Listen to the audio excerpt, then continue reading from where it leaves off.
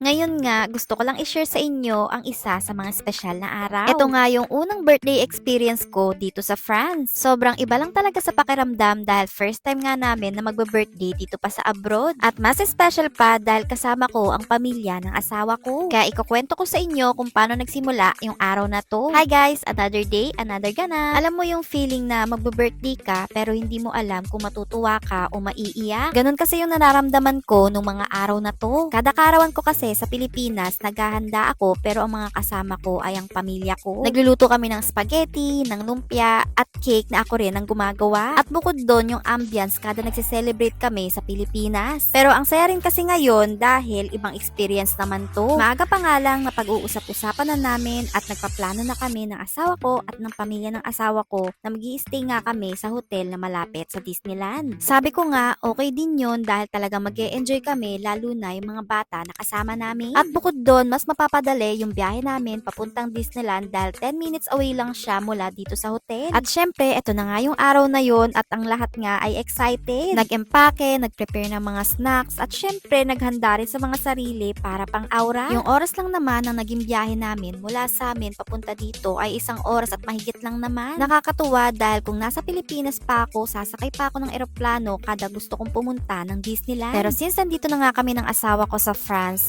anytime na gustuhin naming pumunta ng Disneyland, sasakay nga lang kami ng taxi o kaya ng tren ay makakarating kami kaagad. At 1.5 lang naman ang magiging oras ng biyahe namin. Kanina nga habang nasa biyahe kami, tapos habang dumadaan kami sa mga daan dito sa France, napaisip ako, ang layo ko na pala sa dati kong buhay sa Pilipinas. Dahil sa totoo lang, noon, lagi lang ako nasa kusina, nagde-decorate ng cake hanggang madaling araw. Pero ngayon na birthday ko, naglalakbay ako kasama ang pamilya sa bagong bansa. At since ganun nga yung naging buhay ko nung nasa Pilipinas pa ako, kaya nga sabi ng asawa ko dahil birthday ko ngayon, dapat chill lang ako. Tama naman siya, kaya sinabi ko sa sarili ko, ibang chapter na to, kaya dapat enjoyin ko siya ng buong buo. Habang ine-edit ko nga yung video na to, napaisip lang ako na grabe, dati nangarap lang ako na makaalis ng bansa. Ngayon na nasa France na kami, birthday ko at may gala pa kasama ang pamilya ng asawa ko. Sobra lang nakaka-proud pero higit sa lahat nakaka-thankful talaga. Hindi ko lang talaga ma-imagine na noon na nagde-decorate lang ako ng cake sa bahay. Minsan pagod, minsan nag-aalala kung may order pa sa susunod na linggo. Ngayon na-experience ko ng gumala at dito pa sa pinakamagandang country. Grabe, ang bilis lang ng panahon pero grabe din yung mga pinagdaanan para makarating dito. Pero alam nyo ba, kung tatanungin nyo ako kung anong birthday wish ko, simple lang naman na sana magtuloy-tuloy lang yung blessings at sana makabisado ko na yung French.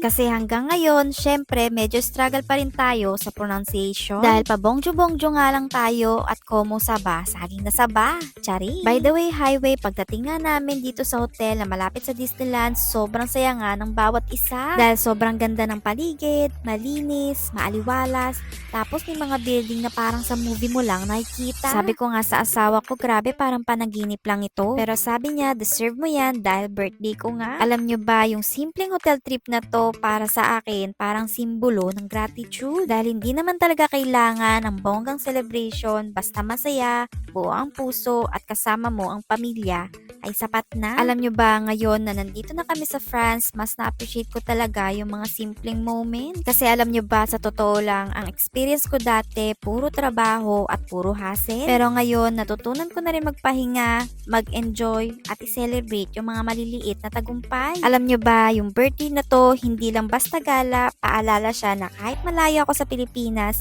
dala ko pa rin yung pusong Pilipino. At kahit saan nga ako mapunta, yung values ng tiyaga, saya at pagmamahal sa pamilya ay hindi talaga mawawala. Ay share ko na nga rin sa inyo, alam nyo ba, nung araw na yan, bago pa ako maging masaya, ay pinaiyak nga muna nila ako. Kasi buong akala ko talaga ay meron talagang conflict sa pagpunta namin dito sa hotel. Buong akala ko talaga hindi sila nagkasundo-sundo. Kaya nataranta ako ng araw na yan pero hindi lang halata dahil ina-absorb ko pa yung pangyayari. Gusto pa nga sana nilang patagalin pero hindi na nga nila kinaya dahil hindi naman talaga sila prankster. First time nga lang nilang gawin yon at sa akin pa talagang mga best actress. Hindi ko talaga nahalata na nagpa-prank lang sila dahil first time nga lang talaga nila na gawin yun. Pero syempre, ang pinakamasayang part dahil pinarank nila ako, ang kapalit nun ngayon ay itong mga regalo. At dahil nga may mga regalo pa ng kapalit, sabi ko nga sa kanila, i-prank pa nila ako uli. Kasi masaya pala ma-prank, chari. Sobrang nagpapasalamat talaga ako sa pamilya ko at sa naging pamilya ko dito sa ibang bansa. Dahil sa kanila, naging posible itong masayang kaarawan na to. At nag-effort pa talaga sila ng gusto para mapasaya ako. Kaya sobrang maraming salamat talaga sa kanila at mahal na mahal ko sila. Kaya ayun, sobrang thankful talaga ako sa araw na to at excited na nga akong i-share sa inyo ang next vlog ko. At ang ikukwento ko naman doon ay yung naging experience namin dito sa hotel. Kaya abangan nyo na lang. Salamat sa pakikinig sa kwento ko today. At kung gusto nyo nga ng ganitong life abroad kwentuhan, like nyo muna tong video ko at i-comment nyo na rin kung paano nyo usually sineselebrate ang birthday nyo dito sa abroad. Kita-kits ulit. Salamat sa pagsama.